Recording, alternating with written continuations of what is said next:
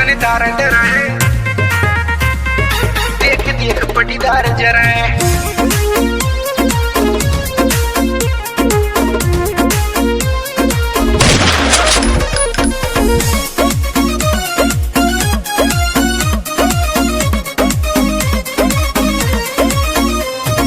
आजकल खूब चर्चा होत है हमरो जिला जवार माँ, सभे कहते है घूमत भाई फालन का लड़का थार माँ।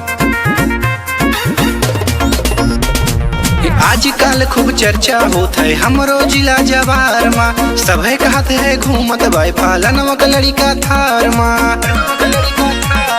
जवन जवन हम करी हुए सब कापी कई के काम करे, जलवा ऐसन हन फैलाए देख देख पटीदार जराए। रुतबा ऐसन हन फैलाए देख देख पटीदार जराए। थाना के थानेदार डराए, देख देख पटीदार जराए।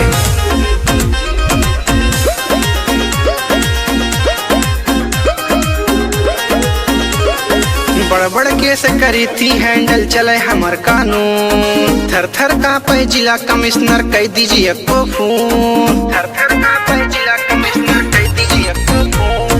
बड़ बड़ केस करी थी हैंडल चले हमर कानून, थर थर कांपे जिला कमिश्नर कह दीजिए को फोन। कह दीजिए को फोन। पावर ऐसन बहाते में थाना के थानेदार डराए। थानेदार डराए, जलवा ऐसन हन फैलाए देख देख पटीदार जराए।